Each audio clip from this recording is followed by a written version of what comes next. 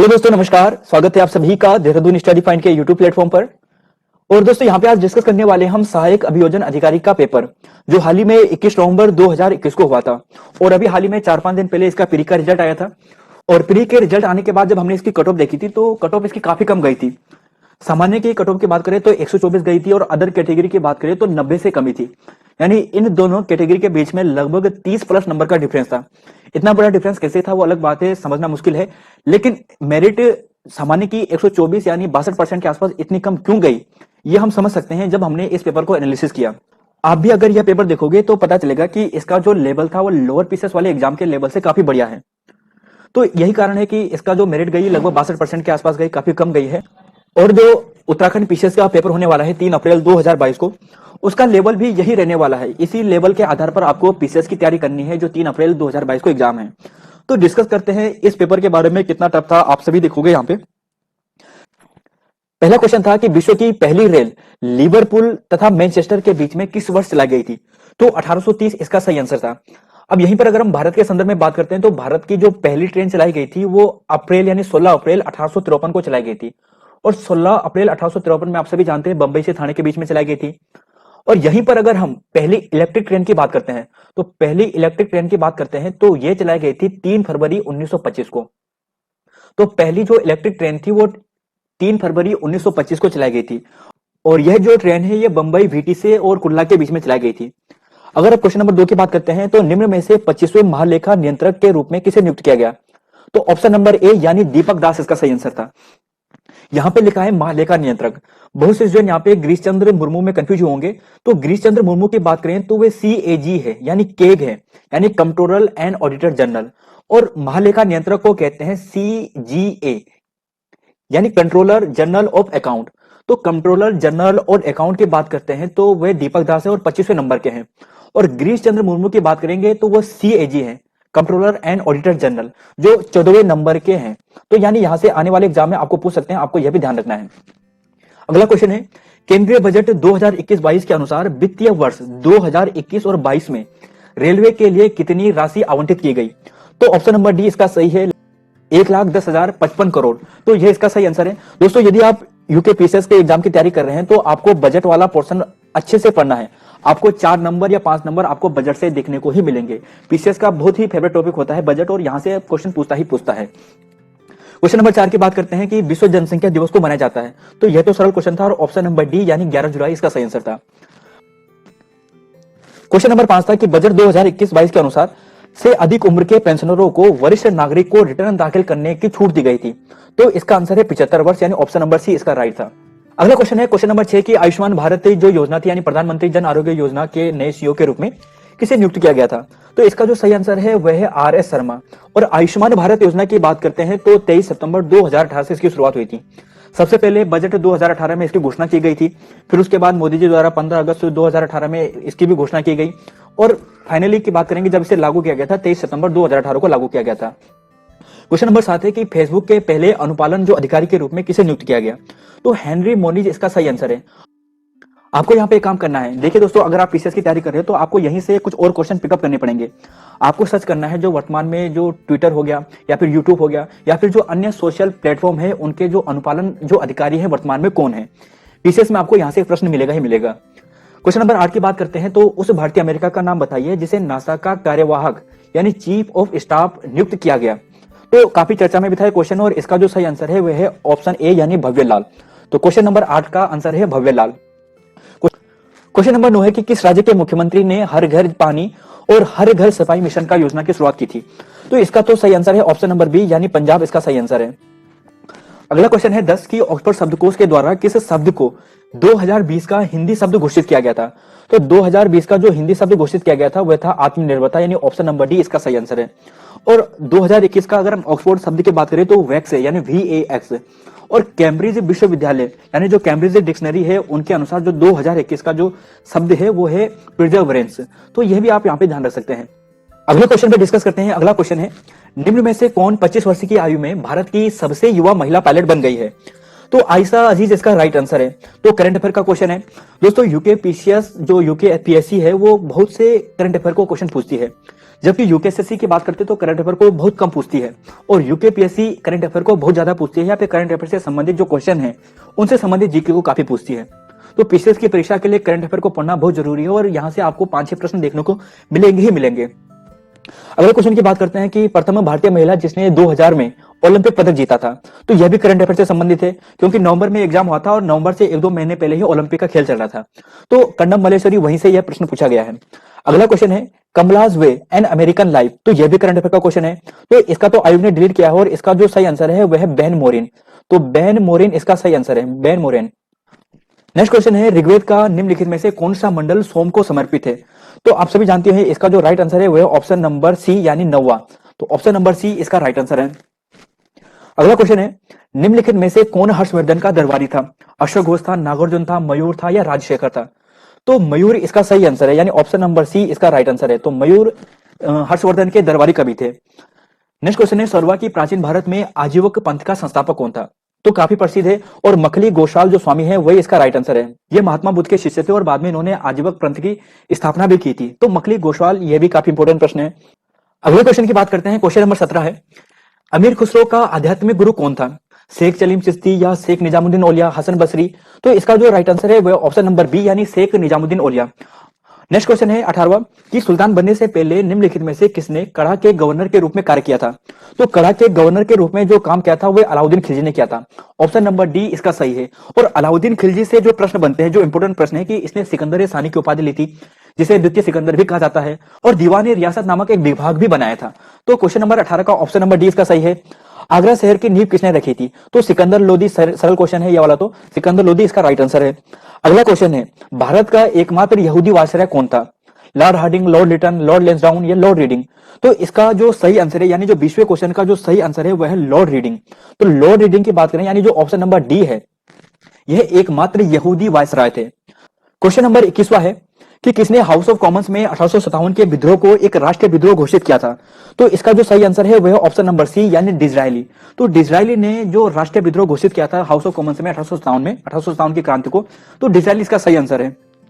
अब 1857 की क्रांति से कुछ इंपोर्टेंट किताबें हैं जो बार बार पूछी जाती है। जैसे पहली किताब है 1857 ही, यह किताब यानी 1857 किताब लिखी गई, अंकों में लिखी गई, और इसके जो राइटर है वह एस.एन. सेन है। तो एस.एन. सेन द्वारा इस किताब को लिखा गया है। इसके अलावा एक बहुत प्रसिद्ध पुस्तक है जिसका नाम है the great rebellion.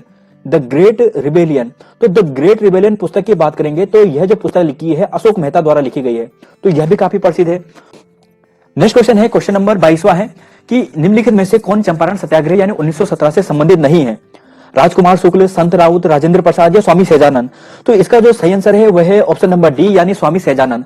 Swami Sahajanand इसका सही आंसर नहीं है। बाकी जो राजकुमार शुक्ल है, संत राउत है, राजेंद्र प्रसाद है, यह तीनों सही आंसर है।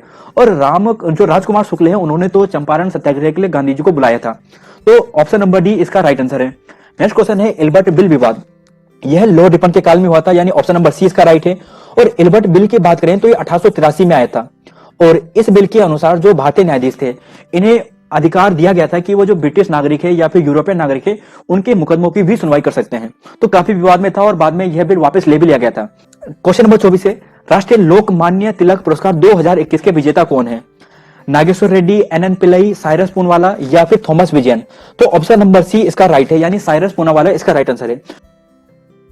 अगले क्वेश्चन की बात करते हैं कि निम्नलिखित क्रांतिकारियों में से किसने लिपिक के रूप में देहरादून में कार्य किया था? वीडी सावरकर, लाला हरदयाल, रास बिहारी बोस या अजीत सिंह ने? तो इसका जो सही आंसर है वह ऑप्शन नंबर सी यानी रास बिहारी बोस इसका सही आंसर है। आंध्र भोज के रूप में कौन जाना जाता है? तो आंध्र भोज के रूप में जो जाना जाता है वह कृष्णदेव राय। और कृष्णदेव राय की बात करें तो इनके दरबार में 8 कवि थे और 8 कवि को अष्टदिग्गज के नाम से जाना जाता है, जिनमें से एक तेनालीराम भी थे जो काफी बड़े विद्वान हुए हैं। इसके अलावा कृष्णदेव राय की कुछ प्रसिद्ध पुस्तकें भी हैं, जैसे आमुक्त मालदम हो गया, जावंती कल्याणम हो गया, और इसके अलावा बात करें उषा परिचय, यह जो प्रसिद्ध किताब है कृष्णदेव द्वारा ही लिखी गई है। अब क्वेश्चन नंबर 27 की बात करते हैं तो निम्नलिखित में से किसे काकोरी षड्यंत्र कांड में आजीवन कारावास हुआ था? तो इसका जो सही आंसर है वह ऑप्शन नंबर डी यानी सचिंद्र नाथ सन्याल। और सचिंद्र नाथ सन्याल के अलावा जो ये अन्य नाम है जैसे रोशन लाल हो गया, राजेंद्र लाहड़ी हो गया, इसके अलावा बात करें राम प्रसाद बिस्मिल जो हो गए, अशफाक उल्ला खां हो गए, इन सभी को इस कांड में फांसी की सजा हुई थी। और यह जो कांड हुआ था यह हुआ था 9 अगस्त 1925 को। तो काकोरी कांड की बात करें तो 9 अगस्त 1925 को हुआ था। और ये जो ट्रेन यहाँ पे लूटी गई थी उसका नाम था 8 डाउन्स ट्रेन। तो 8 डाउन्स ट्रेन इसका नाम था। तो यानी यहां तक इस क्वेश्चन से ये हो गया। क्वेश्चन नंबर 28 है कि बनारस में संस्कृत कॉलेज की स्थापना किसने की थी? जोनाथन डंकन ने, विलियम जोन्स ने, चार्ल्स ग्रांट ने या वारेन हेस्टिंग ने? तो इसका जो सही आंसर है वह है ऑप्शन नंबर ए यानी जोनाथन डंकन ने। 19वां क्वेश्चन है कि निम्न में से किस देश के साथ रेड क्लिफ रेखा भारतीय सीमा बनाती है? तो काफी सरल क्वेश्चन है, ऑप्शन नंबर डी यानी पाकिस्तान इसका राइट आंसर है। अगले क्वेश्चन की बात करेंगे कि निम्न में से कौन सी नदी गंगा की सहायक नहीं है? सोन, बेतवा, गोमती या रामगंगा? तो यह भी अच्छा क्वेश्चन है, सरल क्वेश्चन है और ऑप्शन नंबर बी यानी बेतवा इसका सही आंसर है। कौन सा राष्ट्रीय पार्क उत्तर प्रदेश में नहीं है? तो कुछ दोस्तों ये होता है ना कि जब एग्जाम होता है तो कुछ सरल लेवल के क्वेश्चन आते हैं, कुछ टफ लेवल के आते हैं, लेकिन ओवरऑल एग्जाम की बात करें, इस पेपर की बात करें तो लोअर पीसीएस से इसका टफ ही था।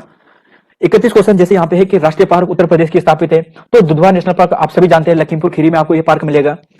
क्वेश्चन नंबर 32 है निम्न में से कौन सा राज्य 2011 में सबसे अधिक जनघनत्व रखता है?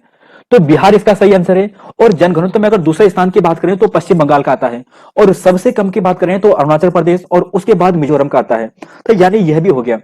यानी अगर हम बात करेंगे अरुणाचल प्रदेश की बात करते हैं तो अरुणाचल प्रदेश की बात करेंगे तो यहाँ पे 17 जनसंख्या घनत्व है। मिजोरम की बात करेंगे तो मिजोरम का जो जनघनत्व है वो कितना है? लगभग 52 के आसपास है, यानी 1 किलोमीटर वर्ग में लगभग 52 व्यक्ति वहां पे निवास करते हैं। और बिहार की बात करें तो काफी ज्यादा है। फिर दूसरा नंबर पश्चिम बंगाल का है और तीसरा नंबर केरल का आता है। क्वेश्चन नंबर 33 है कि निम्न में से कौन सा राज्य मानसून वर्षा की सबसे लंबी अवधि रखता है? तो ऑप्शन नंबर ए यानी केरल इसका सही आंसर होगा, क्योंकि मानसून का जो सबसे ज्यादा प्रभाव पड़ता है वो केरल में ही पड़ता है और सबसे पहले जो मानसून आता है वो केरल में ही आता है। क्वेश्चन नंबर 34 है कि निम्न में से कौन सी जगह पर उत्तर पश्चिमी रेलवे का मुख्यालय है? तो उत्तर पश्चिम रेलवे के मुख्यालय की बात करेंगे यानी यहां पर ये वाला जो स्थान होगा तो ऑप्शन नंबर सी यानी जयपुर में होगा।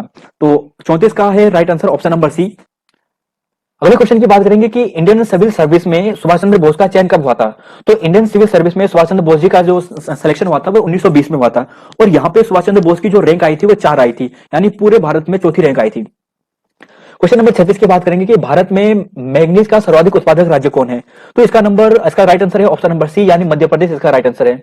निम्न में से कौन सा अणु यानी जो अणु वाले परमाणु की बात कर रहे हैं जो न्यूक्लियर पावर प्लांट की वो नहीं है?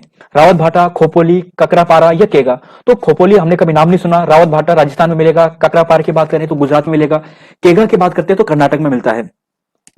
38वां क्वेश्चन है कि निम्न में से कौन सा केंद्र रेशम वस्त्र के उत्पादक के लिए नहीं पहचाना जाता? तो रेशम के लिए नहीं जाना जाता, वह जाना जाता है ऑप्शन नंबर डी यानी रत्नागिरी। तो इसका जो सही आंसर है रत्नागिरी। बाकी श्रीनगर, अहमदाबाद, मैसूर ये सभी रेशम वस्त्र के लिए जाने जाते हैं। क्वेश्चन नंबर 39 है बागेश्वर का जो बागनाथ मंदिर है यह किन दो नदियों के संगम पर है? तो सभी जानते हैं इसका जो सही आंसर है वह ऑप्शन नंबर ए यानी सरयू और गोमती। और बागनाथ मंदिर की बात करते हैं तो यह मंदिर किसने बनाया था? भूदेव द्वारा बनाया गया था। और भूदेव के अलावा जब बाद में 1602 ईस्वी में लक्ष्मी चंद द्वारा इसका क्या किया गया था? जीर्णोद्धार कराया गया था। तो यानी यहां से यह प्रश्न बनते हैं काफी बार। क्वेश्चन नंबर 40 की बात करेंगे कि ब्रिटिश प्रशासन द्वारा राजकीय रक्षालय स्थान जो संस्थान है उसकी स्थापना कहां की गई? मुक्तेश्वर में, पटवा ढांगर में, धर्मघर में या धनोल्टी में? तो इसका जो सही आंसर है वह है पटवा ढांगर। काफी प्रसिद्ध स्थान है पटवा ढांगर, तो ऑप्शन नंबर बी इसका राइट है। क्वेश्चन नंबर 41 है सर जॉर्ज एवरेस्ट ने अपनी वेधशाला कहां स्थापित की थी? तो जॉर्ज आप सभी ने देखा होगा कि ऑप्शन नंबर ए यानी मसूरी इसका राइट आंसर है। ब्रिटिश कालीन कुमाऊं में पहला कुष्ठ आश्रम कहां स्थापित हुआ था? तो ब्रिटिश कालीन जो कुमाऊं में अगर पहले कुष्ठ आश्रम की बात करें तो यह जो स्थापित हुआ था यह अल्मोड़ा में हुआ था। क्वेश्चन नंबर 43 की बात करेंगे कि ओली की बात करेंगे शीतकालीन खेल बिल्कुल सही है। पंचेश्वर मत्स्य खेत, पिंडारी ग्लेशियर ट्रैकिंग, हर्षिल की बात करेंगे जल क्रीड़ा के लिए नहीं, तो हर्षिल तो सेबों के लिए काफी प्रसिद्ध है। अगले क्वेश्चन की बात करेंगे कि क्वेश्चन नंबर 44 है कि प्रचलित आभूषण धागुला शरीर के किस अंग में धारण किया जाता है? तो धागुला तो कलाई में पहना जाता है, यानी ऑप्शन नंबर सी इसका राइट है। निम्नलिखित में से कौन सा गुरुद्वारा उत्तराखंड में नहीं है? तो पोंटा साहिब नहीं है, क्योंकि पोंटा साहिब आपको कहां पे मिलेगा? ये हिमाचल प्रदेश में मिलेगा, यानी एचपी में है। 46वां क्वेश्चन है कि कौन सी फसल खरीफ मौसम की नहीं है? तो जौ और सरसों नहीं है। जौ और सरसों किसकी है? रबी की फसल है, तो यानी ऑप्शन नंबर ए इसका सही है। बाकी बाजरा, चावल, मक्का, ज्वार ये सभी खरीफ की फसलें हैं। और रबी की फसलें में और कौन कौन सी आती है? जैसे गेहूं हो गया, जौ, चना, मटर, सरसों, मसूर, आलू, ये सभी क्या है? रबी की फसलें हैं। क्वेश्चन नंबर 47 है कि कुमाऊं के ब्रिटिश कमिश्नरों का कौन सा अनुक्रम सही है? तो सही कौन सा है? आप सभी जानते हैं सबसे पहले गार्डनर आया था, यानी ऑप्शन यानी ये सारे करके पहले आएगा गार्डनर आ गया, फिर ट्रेल, फिर लूसीगटन और फिर बेंटन। तो ऑप्शन नंबर डी इसका सही होगा। विप्लब्ध नायिका चित्र गढ़वाल कलम के किस चित्रकार की कीर्ति है? तो विप्लब्ध नायिका की बात करेंगे तो ये मोलाराम की है, यानी ऑप्शन नंबर बी इसका सही है। 49वां क्वेश्चन है कि कुमाऊं का पहला 6 रोगाश्रम कहां स्थापित हुआ? तो यह भवाली में हुआ था, यानी ऑप्शन नंबर बी इसका सही है। अगर प्रॉपर पूछा जाए तो भवाली इसका सही आंसर है। क्वेश्चन नंबर 50 है, कटारमल स्थित मंदिर किस देवता का है? तो यह तो सरल क्वेश्चन है, यानी सूर्य को समर्पित, आप सभी जानते हैं। 47वां क्वेश्चन, ये तो अभी हमने डिस्कस किया था। अगले क्वेश्चन की बात करेंगे, 51वें क्वेश्चन की बात करेंगे कि निम्नलिखित में से कौन सी जनजाति उत्तराखंड में नहीं पाई जाती है?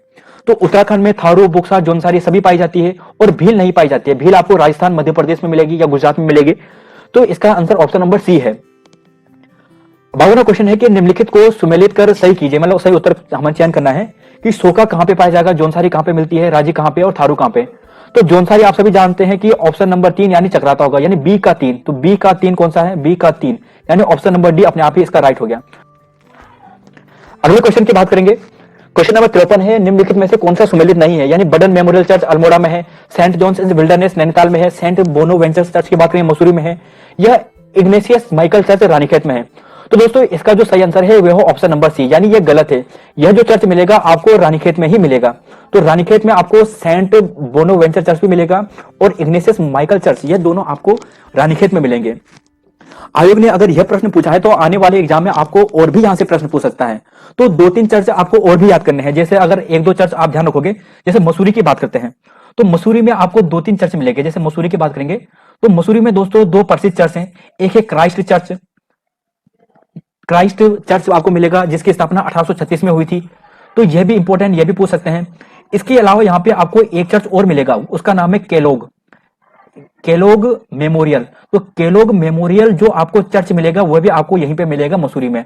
तो मसूरी से 2 चर्च हो गए। इसके अलावा एक चर्च और आपको ध्यान रखना है और उस चर्च का नाम है सेंट फ्रांसिस चर्च। तो सेंट फ्रांसिस चर्च की बात करेंगे तो सेंट फ्रांसिस जो चर्च है वो आपको कहां पे मिलेगा? ये आपको टनकपुर में मिलेगा। और एक चर्च और भी है, कहां पर है? लेस्डॉन में। और उस चर्च का नाम क्या है? Saint Mary's church. तो सेंट मैरीज जो चर्च है इसकी स्थापना 1895 में हुई थी और यह आपको लेंसडाउन में मिलेगा। तो लेंसडाउन में से आपको इस चर्च को भी ध्यान रखना है। तो ये 5-6 प्रश्न है, इन्हें याद करिए, आने वाले एग्जाम में आपको ये 1 नंबर दे सकता है। अगले क्वेश्चन की बात करेंगे। अगला क्वेश्चन है कि स्वाधीनता संग्राम के दौरान जेल जाने वाली उत्तराखंड की प्रथम महिला कौन थी? दोस्तों आयोग ने इसका जो आंसर माना है वह कुंती वर्मा माना है, जबकि हमने कई किताबों में इसका जो आंसर माना है वह बिस्नी देवी शाह माना है। तो यह प्रश्न थोड़ा विवादित लग रहा है। 5वें क्वेश्चन की बात करेंगे कि उत्तराखंड के निम्नलिखित वृक्षों में से कौन सा कम ऊंचाई पर होते हैं? तो सबसे कम ऊंचाई पर तो साली वृक्ष होगा, बाकी जो बांज हो गया, देवदार हो गया, बुरुंस हो गया, तो ये काफी हाइट पे पाए जाते हैं। 56वां क्वेश्चन है कि निम्नलिखित में से कौन सा युग्म सुमेलित नहीं है? परियोजना है और नदी है। जैसे विष्णु प्रयाग की बात करेंगे तो अलकनंदा बिल्कुल सही है, 440 मेगावाट के आसपास है। बनबसा यमुना में बिल्कुल गलत। तो बनबसा तो आपको चंपावत में मिलेगा, तो काली नदी पे होगा। चीला गंगा पे है। टिहरी की बात करेंगे तो भागीरथी पर है। तो यानी ऑप्शन नंबर 20 का सही हो गया। अगले क्वेश्चन की बात करेंगे, यानी सॉरी 57वां क्वेश्चन है, 57वां क्वेश्चन छूट गया था। 57वां क्वेश्चन है कि उत्तराखंड में मैग्नेसाइट की पहली फैक्ट्री कहां स्थापित हुई थी? तो झिरोली काफी प्रसिद्ध है मैग्नेसाइट के लिए, तो इसका जो सही आंसर है वह है झिरोली। 58वां क्वेश्चन कि निम्नलिखित में से कौन सा युग्म सुमेलित नहीं है? तो यह भी सरल क्वेश्चन है, आप सभी जानते हैं। इसका जो सही आंसर होगा वह होगा राजाजी राष्ट्रीय उद्यान, आपको देहरादून में मिलेगा, यानी यह गलत है। 59वां है कि नंदा राजात यात्रा का आयोजन कितने वर्ष के अंतराल में होता है? तो 12 इसका सही आंसर है, ऑप्शन डी इसका सही होगा। 60वें क्वेश्चन की बात करेंगे तो सतोपंथ अलकनंदा बिल्कुल सही है, खतलिंग भिलंगना सही है, पिंडर ग्लेशियर बिल्कुल सही है। बिलम की बात करेंगे रामगंगा, यह गलत है। तो यानी इसका जो सही आंसर होगा यानी ऑप्शन नंबर डी इसका सही आंसर आएगा। अगले क्वेश्चन है, यानी 61वां क्वेश्चन है, पंचेश्वर बांध का निर्माण किस नदी पे है? तो काली नदी पर है, यानी ऑप्शन नंबर है। यह भी सरल क्वेश्चन था। तो उत्तराखंड दोस्तों आयोग सरल ही पूछता है, यानी उत्तराखंड में आपको ज्यादा पढ़ने की जरूरत नहीं है, लेकिन जो सामान्य ज्ञान है, करंट अफेयर का पोर्शन है, वह आपको ज्यादा पढ़ना है यूकेपीसीएस के लिए। 62 क्वेश्चन है कि उत्तराखंड में ब्रिटिश प्रशासन द्वारा निर्मित सबसे पुरानी नहर है, और यही अभी हाल में लोअर पीसीएस में भी पूछा गया था। तो आपने देखा होगा लोअर पीसीएस जो एग्जाम हुआ था वहां पे भी यही प्रश्न था। तो इसका तो सही आंसर क्या होगा? ऊपरी गंगा नहर है, जो 1842 में इसका निर्माण शुरू हुआ था और 1854 में कंप्लीट हुआ था, यानी 1842 से लेकर 1854 तक। तो इसका आंसर सही है, यानी 1842 से 1854 तक। नेक्स्ट क्वेश्चन है कि उत्तराखंड में सिंचित भूमि को कहा जाता है? तो तलाव क्षेत्र, यानी ऑप्शन ए बिल्कुल सही है। निम्नलिखित में से कौन सा युग्म सुमेलित नहीं है? डोडीताल उत्तरकाशी बिल्कुल सही है, रूपकुंड चमोली में है, श्यामला ताल नैनीताल और तड़ाकताल अल्मोड़ा। तो यानी इसका जो सही आंसर है वो है ऑप्शन नंबर सी। और श्यामला ताल की बात करेंगे तो यह आपको चंपावत में मिलता है, आप सभी जानते हैं। और इसी के किनारे विवेकानंद आश्रम भी है। तो विवेकानंद आश्रम आपको कहां पे मिलेगा? श्यामला ताल के नजदीक ही मिलेगा। तो काफी प्रसिद्ध स्थान है। पैंसठवें क्वेश्चन की बात करेंगे कि निम्नलिखित में से मतलब सर्वाधिक ऊंचाई पर कौन सा है? कर्ण प्रयाग, रुद्र प्रयाग, नंद प्रयाग और विष्णु प्रयाग। तो अगर आप यहाँ पे देखोगे तो इसका जो राइट आंसर है वह है विष्णु प्रयाग। तो विष्णु प्रयाग इन सभी से सर्वाधिक ऊंचाई पर है। 66वां क्वेश्चन है कि निम्नांकित में से कौन सी दो नदियां आपस में नहीं मिलती है? काली सरयू नदी, कोशी गगास नदी या गंगा नया नदी या यमुना टोंस नदी। तो दोस्तों इसका ऑप्शन नंबर बी सही है, क्योंकि जो गगास नदी है वो किसकी सहायक है? वो पश्चिमी रामगंगा की है। तो पश्चिमी रामगंगा की यह सहायक नदी है, तो कैसे मिल सकती है? तो ऑप्शन नंबर 66 यानी ऑप्शन नंबर क्वेश्चन नंबर 66 का जो राइट आंसर है वह ऑप्शन नंबर बी। 67 क्वेश्चन है कि निम्नलिखित में से कौन सी नदी हिमनद से नहीं निकलती है? तो हिमनद से तो एक ही नदी नहीं निकलती, वह है पश्चिमी रामगंगा नदी। ये दूधातोली के पठार से निकलती है। बाकी गोरी, भागीरथी, रामगंगा पूर्वी ये सभी नदी निकलती है। उत्तराखंड में निम्नलिखित साहित्यकारों में से किसे ज्ञानपीठ पुरस्कार से सम्मानित किया गया? तो ज्ञानपीठ पुरस्कार से एक ही व्यक्ति है, 1968 में सुमित्रा नंदन पंत इसका राइट आंसर है। तो दोस्तों आपने देख लिया होगा कि यह जो पेपर है अच्छा लेवल का भी है, मतलब टफ लेवल भी नहीं कह सकते, लेकिन लोअर पीसीएस के कंपेयर में थोड़ा टफ था। अगर आप यहाँ पे देखोगे तो आपका जो पेपर होने वाला है, पीसीएस का पेपर होगा, आपको इसी लेवल को पढ़ना है, यानी उत्तराखंड पे आपको ज्यादा ध्यान देने की जरूरत नहीं है। लेकिन जो जीएस वाला पोर्शन है, करंट अफेयर वाला पोर्शन है, उस पर विशेष ध्यान देना है, वहां से आपको ज्यादा प्रश्न पूछे जाएंगे। अगला क्वेश्चन है जैसे 69वां कि भारतीय वन्यजीव संस्थान स्थित है। तो भारतीय वन्यजीव संस्थान बहुत सरल क्वेश्चन है, देहरादून में है। छांचरी यानी चांचरी नृत्य की बात कर रहे हैं तो ऑप्शन नंबर बी यानी एक नृत्य शैली है। नंदा देवी राष्ट्रीय उद्यान की बात करें तो आप सभी जानते हैं 1982 में इसकी स्थापना हुई थी। और नंदा देवी से एक प्रश्न पूछा जाता है, और दोस्तों प्रश्न यह है कि नंदा देवी से ऐसे प्रश्न बनते हैं कि इसे विश्व धरोहर में कब शामिल किया गया था? तो विश्व धरोहर में 1988 में इसे शामिल किया गया था, तो यह भी इंपॉर्टेंट है। 72वां क्वेश्चन है राष्ट्रीय जैव विविधता प्राधिकरण का मुख्यालय कहाँ है? तो जैव विविधता यानी बायोडाइवर्सिटी की बात करते हैं तो इसका जो हेडक्वार्टर है ये आपको चेन्नई में मिलेगा। ऑप्शन नंबर डी इसका सही है। एक सिंह गैंडा की बात करेंगे तो आप सभी जानते हैं असम काजीरंगा में मिलता है। तो उत्तराखंड तो सरल मिलेगा, जीएस के कुछ पोर्शन भी सरल हैं, लेकिन कुछ लेवल काफी हाई भी है। 74वां क्वेश्चन है कि किस देश ने आईसीसी विश्व टेस्ट चैंपियनशिप जीती है? तो आईसीसी विश्व टेस्ट चैंपियनशिप किसने जीती है? न्यूजीलैंड ने जीती है। और यहीं पर आईसीसी टी20 की बात करते हैं तो टी20 जो जीती है वो ऑस्ट्रेलिया ने जीती है, तो आपको यह भी ध्यान रखना है। तो टी20 तो जीती है ऑस्ट्रेलिया ने, लेकिन जो टेस्ट वाला जो जीता था वो न्यूजीलैंड ने जीता था। किस टेनिस खिलाड़ी ने किसी एक विशेष ग्रैंड स्लैम प्रतियोगिता में 11 बार जीती है? तो इसका जो सही आंसर है वह ऑप्शन नंबर डी यानी राफेल नडाल। 76वां क्वेश्चन है कि उस प्रथम भारतीय महिला हॉकी खिलाड़ी का नाम बताएं जिसने ओलंपिक में हैट्रिक बनाई। तो आप सभी जानते हैं इसका जो आंसर है वह है ऑप्शन नंबर ए यानी वंदना कटारिया। अब आने वाले एग्जाम में आपसे यह प्रश्न पूछेगा कि किसके खिलाफ? तो साउथ अफ्रीका के खिलाफ। तो आपको ध्यान रखना है साउथ अफ्रीका के खिलाफ यह उन्होंने हैट्रिक की थी, तो साउथ अफ्रीका के खिलाफ इसका सही आंसर है। अगला क्वेश्चन है कि शीतकालीन ओलंपिक खेल की शुरुआत किस वर्ष प्रारंभ हुई थी? तो शीतकालीन जो खेलों का जो शुभारंभ हुआ था ये 1924 से शुरू हुआ था। यहाँ पे दोस्तों शीतकालीन पूछा है, तो शीतकालीन का जो आंसर है वह 1924 है। अगला क्वेश्चन है कि निम्न में से कौन सा खेल विश्व में सर्वाधिक लोकप्रिय है? तो सर्वाधिक लोकप्रिय क्या है? फुटबॉल है। क्रिकेट तो भारत में प्रसिद्ध है, लेकिन विश्व की बात करें तो विश्व में फुटबॉल ही सर्वाधिक प्रसिद्ध है। केदारनाथ आपदा जून 2013 का कारण था निम्न में से आकस्मिक बाढ़। तो केदारनाथ आपदा का जो कारण था वह था मंदाकिनी नदी, आप सभी जानते हैं। जून यानी 16-17 जून को आया था और मंदाकिनी नदी पे बाढ़ आने के कारण हुआ था। किस माध्यम में ध्वनि की चाल अधिकतम होती है? तो ध्वनि की चाल सर्वाधिक होती है वह धातु में होती है, यानी जो ठोस पदार्थ होती है सबसे ज्यादा होती है, फिर जो लिक्विड होता है फिर थोड़ा और कम होती है, और जो गैस होता है वहां पे सबसे कम होती है। तो यानी यहां तक ये हो गया। विटामिन B12 पाया जाता है, तो विटामिन B12 का नाम ही कोबाल्ट में आता है, तो कोबाल्ट इसका सही आंसर है, यानी ऑप्शन नंबर सी इसका राइट है। कृत्रिम रूप से फलों को पकाने के लिए प्रयोग किया जाता है, तो एथिलीन और एसिटिलीन का प्रयोग किया जाता है, तो यह भी सरल क्वेश्चन है। दोस्तों कुछ तो सरल क्वेश्चन है, लेकिन कुछ क्वेश्चन थोड़ा टफ भी हैं। फॉर्मेलिन का जलीय विलयन क्या है? तो यह भी सरल ही है, लगभग फॉर्मेल्डिहाइड इसका राइट आंसर है, यानी ऑप्शन नंबर सी इसका राइट है। पानी का शुद्धतम रूप कौन सा है? तो पानी का जो शुद्धतम रूप होता है वो होता है बरसात का जल, तो ऑप्शन नंबर डी इसका राइट है। 50वां क्वेश्चन है कि सोडियम कार्बोनेट का सामान्य नाम क्या है? तो सोडियम कार्बोनेट का जो सामान्य नाम है वह है धोने का सोडा, और इसका अगर रासायनिक फॉर्मूले की बात करें तो वो होता है Na2CO3 × 10H2O, तो 10H2O इसका फॉर्मूला होता है। बाकी अगर हम यहाँ पे बात करें क्वेश्चन नंबर 86 का कि वयस्क मानव में कुल हड्डियां कितनी होती है? तो 2 से 6 होती है, सभी जानते हैं। एक समल भोजिता देखी जाती है, तो दोस्तों इसका तो राइट आंसर है ऑप्शन नंबर सी यानी खरगोश इसका राइट आंसर है। अगले क्वेश्चन की बात करेंगे कि शुक्राणु के एक्रोसोम का निर्माण होता है एंडोप्लाज्मिक रेटिकुलम से या प्लाज्मा झिल्ली से या गोल्जी काय से या केंद्रक में। दोस्तों इसका जो सही आंसर है ऑप्शन नंबर डी यानी गोल्जी काय इसका राइट आंसर है। थोड़ा अच्छा लेवल का क्वेश्चन है। अब यदि किसी प्रक्षेपक का उड़न काल 10 सेकंड हो तो उसके द्वारा महत्तम ऊंचाई ज्ञात की जा सकती है, तो ये थोड़ा न्यूमेरिकल क्वेश्चन था और इसका जो राइट आंसर है वह है ऑप्शन नंबर बी यानी 125 मीटर। भारत में पहले मध्यावधि चुनाव हुए थे, तो 1971 इसका सही आंसर है, यानी ऑप्शन बी इसका सही है। भारत के किस उच्च न्यायालय का सबसे बड़ा न्यायिक क्षेत्राधिकार है? तो न्यायिक क्षेत्राधिकार आपको सबसे ज्यादा मिलेगा गुवाहाटी में। त्रिमेघ मणि को छोड़ दो तो बाकी जितने भी राज्य हैं उन सभी का जो क्षेत्र है यानी न्यायालय है वो आपको गुवाहाटी में ही मिलेगा, यानी असम में मिलेगा। अगला क्वेश्चन है, पंचायती राज सूची से संबंधित है, तो पंचायती राज किससे है? राज्य सूची से है। यह भी अच्छा क्वेश्चन है, अच्छा लेवल का है, सरल क्वेश्चन है। संविधान की छठी सूची में यानी सूची में प्रावधान में निम्न में से किस राज्य में लागू नहीं होंगे? तो मेघालय, त्रिपुरा, गोवा या मिजोरम? तो यह भी ऑप्शन के हिसाब से सही है, यानी गोवा इसका सही आंसर है। भारत के एकमात्र राष्ट्रपति जो निर्विरोध चुने गए थे, तो काफी सरल क्वेश्चन है ये भी, नीलम संजीव रेड्डी इसका राइट आंसर है।